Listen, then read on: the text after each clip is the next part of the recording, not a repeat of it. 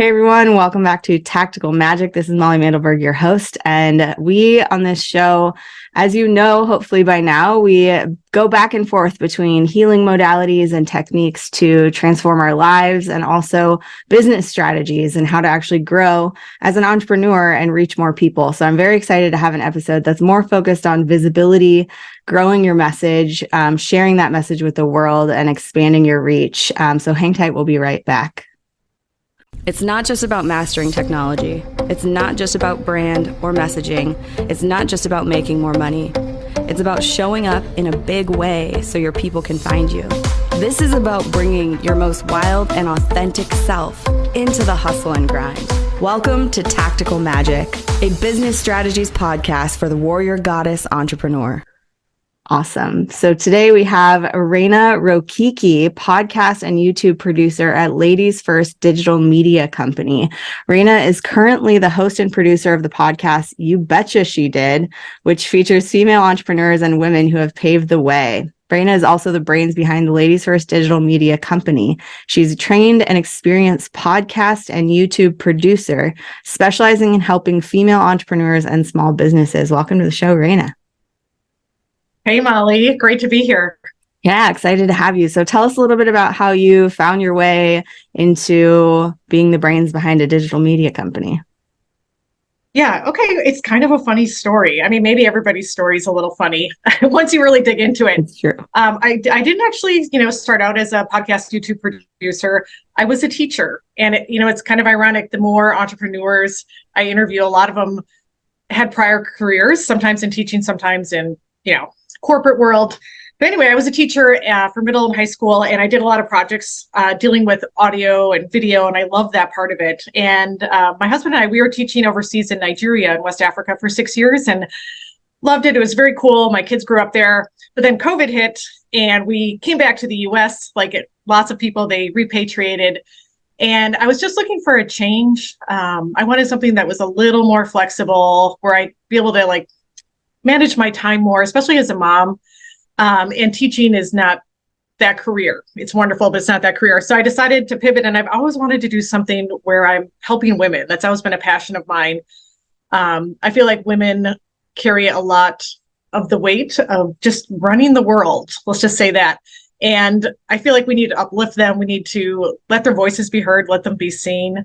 And so then I started helping a woman production kind of coach with her podcast and YouTube channel on the side, just as I was kind of easing out of teaching, and I really liked the work. And so I decided to dive deep, take a lot of classes, learn it.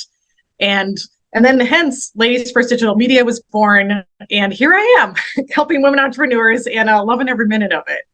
It's awesome. I love that. That's how my business started as well. It was I was going in one direction. I was doing one thing, and then I found this geeky curiosity about something. And I was like, why don't I just play with this a little bit? And that curiosity, that willingness to take action on something you're curious on can then become this beautiful empire where you're actually making a bigger difference in people's lives than you maybe thought you could with that hobby or passion project or interest. So it's amazing. I love that story. And I think many people who end up doing something like this as entrepreneurs have found their way to it in a roundabout and meandering way, which is why I always love to ask that question, because it's always an interesting story of I didn't really mean to, but then now I'm doing this. Yeah, it's never a clear-cut path, but I think that makes it richer in the end, right? You're a lot of twists and turns and more fascinating. Totally. Yeah. So you mostly focus on helping people with podcasts and YouTube channels. So what are some things that people should maybe keep in mind? What's a good reason to start a podcast or to start focusing on a YouTube channel? What are the things that can come of that? Yeah, that's a great question. Well, as with any entrepreneur or solopreneur or small business, the key always is growing your brand, growing your business, right? Getting that visibility. And I think often people are maybe intimidated by podcasts and YouTube channels, but it's not all that tricky. Once you kind of just dig in and do a little research, anybody can start a YouTube channel and anybody can start a podcast. Just go on YouTube and look at some tutorials. There's definitely, a technical side to it, and you can dive deep as you want into that. But I think it's just great to start. And the best thing about podcasts and YouTube channels is that I find personally it's a perfect way to really niche down into that audience that you're looking for. The world is a huge place, but because of the internet and technology and globalization, it's easier and easier to connect with those like-minded people that you're looking for. So whereas, 30 years ago, maybe your audience would only be that immediate, geographic region where you live. It's not the case anymore. Like, you can have clients from all over the world, depending on what, your scope is, who you're looking for. And because podcasts keep growing exponentially and YouTube channels keep growing exponentially, there's more and more people on there. I think at this point, 2/3 of the world's population is on YouTube. I mean, think about that. That's incredible how many people you can reach. So it's a great way to find your audience. And what's nice too, like, there's obviously huge YouTube stars out there and huge podcast stars out there, but you don't have to be a star to make a difference or to get the impact that you're looking for. For example, on YouTube, to start monetizing, you need only 1,000 subscribers and only 4,000 watch hours, which is very doable. I mean, think about that. Like, let's say your hobby is llama farming, like something really specific. There's got to be at least 3 million people out there who like llamas. So all you need is 1,000 of those people to find you, to love what you're doing, and to connect. So no matter how specific your niche is, your people are out there. And this is really a great way to find them. Totally. Yeah. And I love the llama farmer analogy. Just up the street from here, somebody has alpacas. Oh, see, there you go. They should start a YouTube channel. So I feel like what I notice in my work with my clients, and I'm helping people with marketing and content creation and course creation and things like that. There's often a lot of stories that come up to stop us. Like, I'm not good on video, or I'm not used to speaking to a camera, or I'm not sure what it is I want to talk about. So what are some things that you might have as encouragement for people who are facing one of those limiting beliefs? Yeah, that's also a great question. I think there's two things I would say to that. Number one, you just have to start. Like, the only way you're going to get better is by starting. And if you never start, you're never going to go anywhere.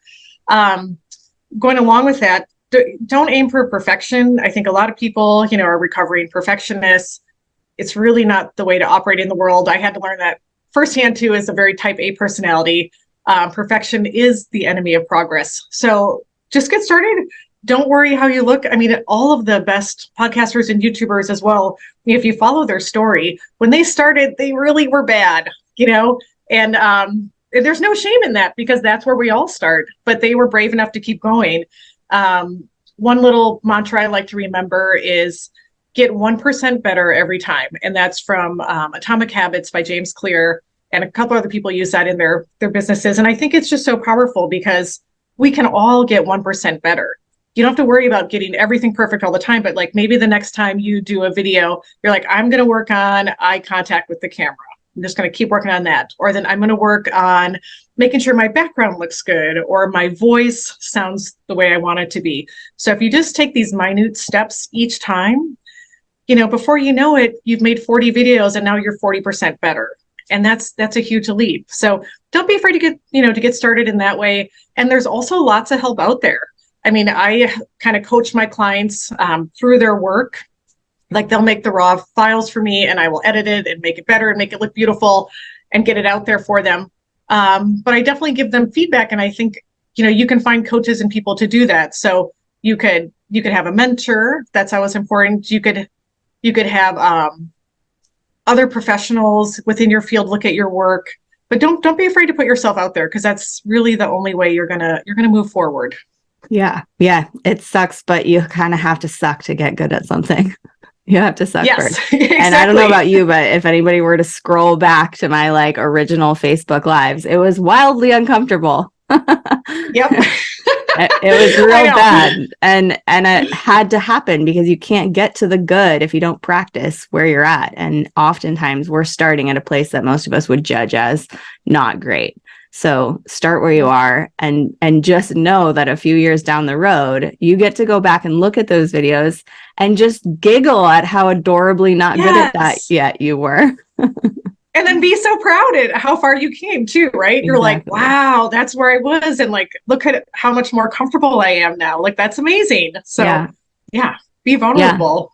Yeah, and it is vulnerable, but that willingness to be vulnerable, that's that when they talk about, stay on the edge of your comfort zone, that's that edgy place where you get to become something that you weren't before, that you get to grow into, a new version of yourself or a new capacity in yourself. So it's definitely worth doing.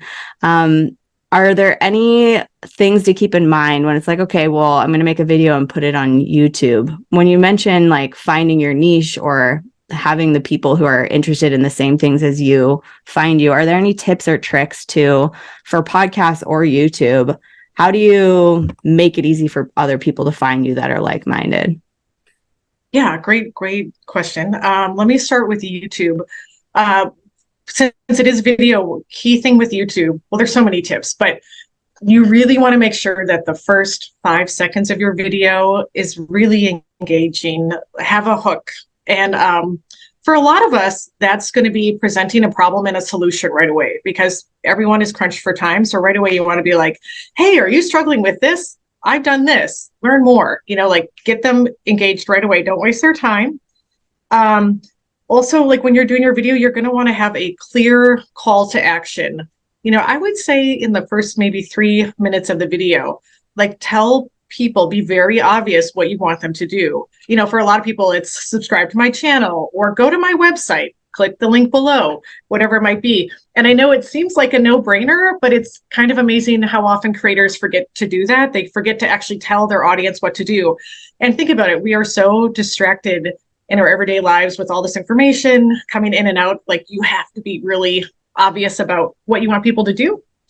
And then in terms of finding people, your description's really important. The keywords you put in there, the SEO, so the search engine optimization.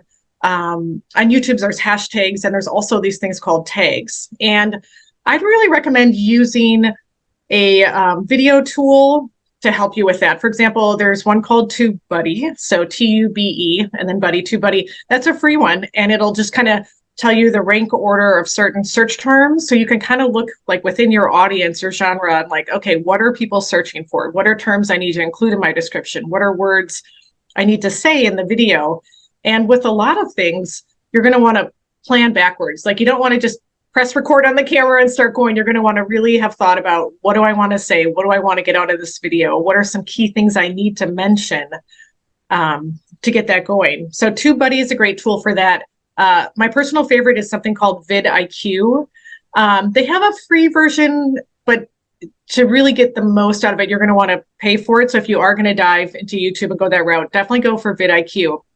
They use artificial intelligence. It's amazing to help you find the best titles, the best descriptions, and you can really use that to your advantage. So those things are really helpful. With a podcast, I think you're definitely going to want to use social media to let people know what you're doing. And, you also need to figure out where are your people hanging out? Is your group that you're seeking, your branded people, are they on Facebook? Are they on Instagram, TikTok, LinkedIn? Where are those people? And then you got to let them know. You got to be consistent. You have to show up every week, a couple times a week saying, hey, this is going on. Like, let's get excited about this. Ask your audience questions, be engaging. And just know that it takes time too, right? I mean, the audience that you're seeking won't happen in 3 months unless you already have a giant following. But for most of us, it's going to take a year. And I think really be open to experimenting. I like to tell my clients, every quarter we have a strategy session and we look at analytics. So we say, okay, let's look at what worked this past quarter and let's look at what didn't work. And then we make a plan for the next 3 months. Like, okay, we're going to keep doing this. This worked great. But now we're also going to try this. And then in 3 months, we're going to check back and see how that went. So it is a matter of experimenting and seeing what resonates with your audience. You can definitely look at what other people are doing out there. But it's not always a good idea to copy, like you can model it. It may work for you. It may not. But kind of experiment and don't be afraid to keep shifting. But again, give it some time to stick. You don't want to shift every month. I feel like that's a little too fast for you to actually see if it's working or not. Yeah, you got to try something for a while to see how it goes. Definitely. Yeah, I made a mistake with that. Not a mistake, but I learned a lesson with that with my podcast, because I often have guests on the show, and I was like, okay, well, I'm having guests on the show, so I should be getting some of their audience engaged as I do that, because that's the point of sort of cross-pollinating exposure wise. Yeah. But then I realized I wasn't really giving them anything to share about the episode that they had been on. So it's like, okay, how can I change this so that they want to share it with their social media? They feel excited, they feel proud, and then they're actually posting about this episode that I had with them on my show. And it's like, well, I pre-make the content for them. I'll make them a couple reels. I'll make them an image. I'll give them a blurb. And then they're 10 times more likely or more to then share that on their social media platforms, because it's so freaking easy. They just copy and paste the thing. Exactly. And now that's getting you more exposure for the podcast. So it's like little systems like that you don't necessarily think about at first. But if you're willing to stay in inquiry, what could I do right now that could change this? What could I do that would add more energy or make it easier for that person to share this? Then you come up with an idea, or you work with someone like Rayna, who has an expertise in this field and can prompt you with those ideas of, let's try this, let's add this idea, or, maybe let's use this hook to refine, the video and how much energy it gets behind it. So yeah. Yep. Good ideas, definitely. So I know you work with people and helping with the production. Tell us a little bit more about like the ins and outs of what you're helping people do. So when someone comes to work with you and they want to launch a podcast or do a YouTube, where do you start and what do you help them with? Yeah, great question again. Primarily, I work with female entrepreneurs. I'm not opposed to working with men, but the company is called Ladies First, so I like to work with ladies first. I kind of get people in all different reaches. I've had a few clients who want to launch a podcast from the beginning. So we go through that whole process of planning it out and thinking about the description and the artwork and the music they want, and even like the format of the show. Like, do you want an interview style? Is it just you? What kind of length are we going for? So kind of advising for that. But I also work with clients who have an existing podcast or a YouTube channel or both, and they just need someone to manage it. They're busy growing their business or building out their courses, and they don't have the time to do all the techie stuff or to make the reels for social media. One thing I do actually for a lot of clients that they've really been liking is content repurposing. So I'll take their raw episode, I'll make it look beautiful, I'll get it all scheduled, SEO'd, put up on the podcast host site or YouTube, and then I take it and I make it into more YouTube shorts or more reels for Instagram or sound bites, so they can, that's kind of the lovely thing actually I love about podcasts and YouTube channels. You make one piece of content, but you can repurpose it in so many ways. You can use it obviously across social media, you can use it in email blasts, you can use it on blogs, you can use it for your website. It's kind of the magic of doing something once and getting a lot out of it. So that's something actually I really love to do, and I've been working with my clients. So to make a long story short, it kind of depends where you're at. If you have an established channel, I can help you. If you want to start and you just need advice, expert advice on how to do that, I can help you. Or even like you kind of like doing the tech side, you've got a channel, but it's not growing the way that you want it to, but you just need a fresh pair of eyes to look at it and to offer you some insight into like, hey, you need to try this, let's fix this, let's reshape that. I can kind of do a podcast audit and kind of help you move to that next level. Awesome. Really, really great services for sure. And that making a big piece of content, making a YouTube video, making a podcast episode, those are pieces of content that have likely a lot of little tiny, beautiful nuggets in it. And I know Gary Vaynerchuk is one of the big media moguls out there, Brendan Burchard. They do that exact thing. They make one long form piece of content and they break it up for like 30 different media channels and outlets. And that makes it so easy to be wildly present online. So if you're going to bother making a YouTube video, if you're going to bother recording a podcast episode, figure out some kind of system or hire someone like Rayna to maximize the output of what that one piece of content can do for you. Because to make a YouTube video and then beat yourself up because you're not showing up on social media, it's like, dude, you made the thing. reuse that as much as I know, possible. please. Yeah. And I know on this podcast, we're talking to a lot of, coaches and healers, holistic practitioners out there, or people who want to be that. You want to be doing more of your magic. You don't want to be spending most of your time chopping up your video so that you can use it for social media. That doesn't need to be your expertise. That's the reason why people like Rayna are so helpful and so like handy to have on your team, because you don't want to be doing that stuff. You want to be doing the thing that lights you up, your genius. And so I just want to acknowledge that in you, Rayna, that you found this as your passion and your genius. It's like so needed and so helpful for everyone out there who wants to grow their mission and like spread the word around the world, that it doesn't have to be that complicated for you if you're willing to hire out the people who can do it for you. And the growth that you can receive from that is, there's no telling how much faster you can grow if you're willing to hit all those different platforms in those different ways and not have to be the one manning that ship all the time. Yeah. Exactamundo. Yeah. It's for a lot of people, like you said, it's not their passion. Their passion is creating their classes or doing the work that they love to do. So yeah, it's like, just let someone else handle all that, so you have the creative brain bandwidth to do what you need to do. Yeah. It's a kind of a no-brainer. Totally. And I geek out. I mean, personally, I geek out on technology. I geek out on systems. I geek out on like making cute things and writing beautiful words. And I still let my virtual assistant handle all of that stuff. I'm like, here's a raw episode. Thank you. We've set up the process. Thank you. Of what they're going to do. Wipe your hands clean. Yeah, I'm done. Thank you. And now, it's posted on Instagram. Great. Love it. Thank you for that too. But yeah, it's not a piece of the puzzle that I find joy in doing. And yet I know that I'd be foolish to not repurpose the content that I'm creating. It would be a waste to not allow that to go out in different ways and different platforms, because you never know, that little 30-second reel that goes on Instagram and piques someone's interest, and then they find you and receive your support. A 30-second video, if you look at the full timeline of choices after that, it can change someone's entire freaking life. And to keep that from going out because you didn't want to bother with it, or you didn't know how to find the right support for it, it's like, don't sleep on that. Yeah, exactly. Don't let that pass you by. There's this one media company called Think Media I really like, and they always have a phrase that says, you're one video away from changing your life. Like, you just got to keep making videos, keep making podcasts, whatever your jam is. But there's one video that's really, you're going to nail it, and it's going to resonate, and you just have to hang in there, because why stop? You have a good message, you're helping people. So stay with the game.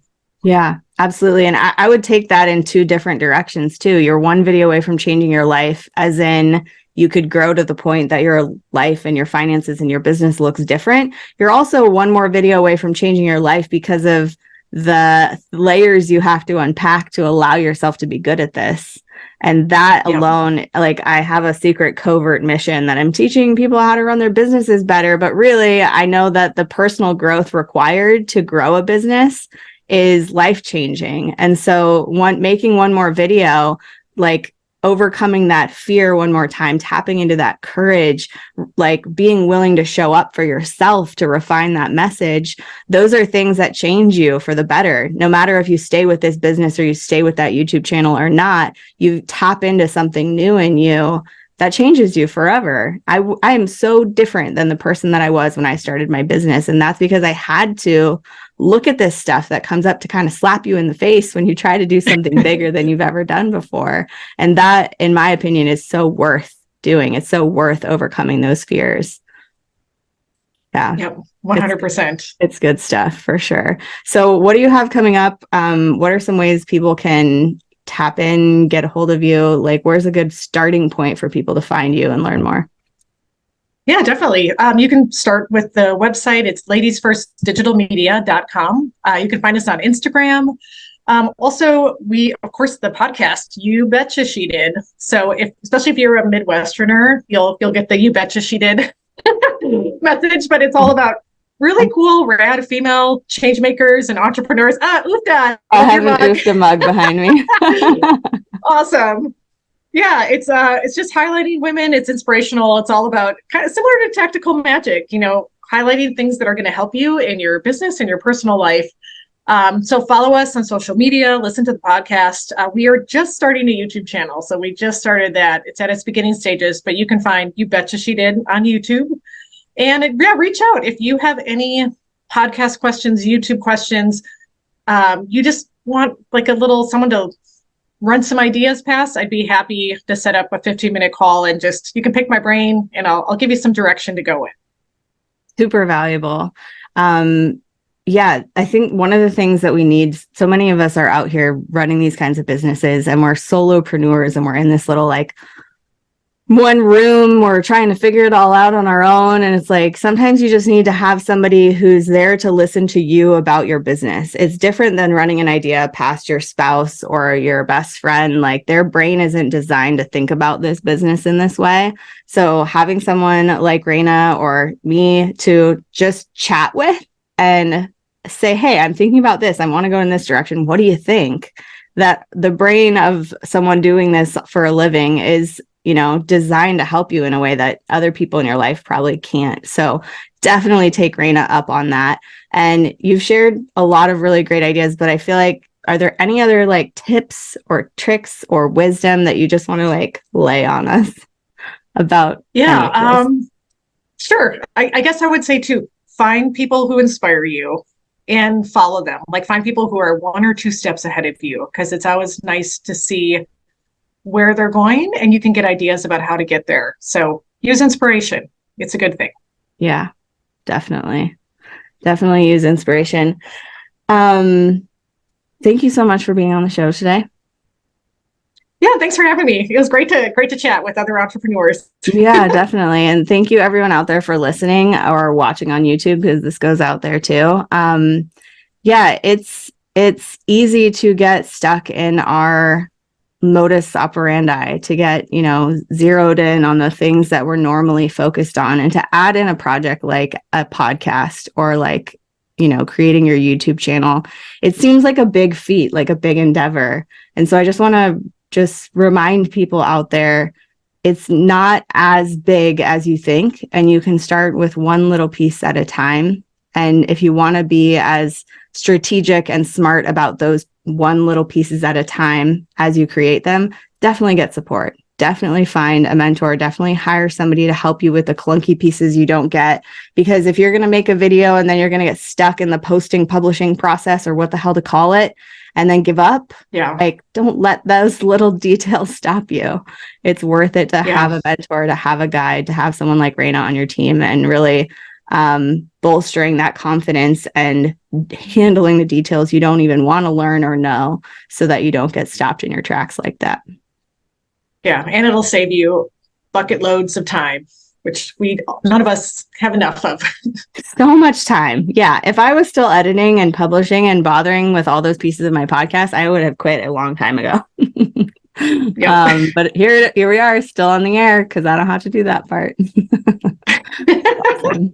Yeah, work smarter, not harder, right? Yeah, exactly. Awesome. Well, I really enjoyed this episode. Hopefully this was inspiring for you. If you know somebody who's thinking about starting a podcast or, rocking their YouTube channel, share this episode with them. Send it over, copy the link, pass it on.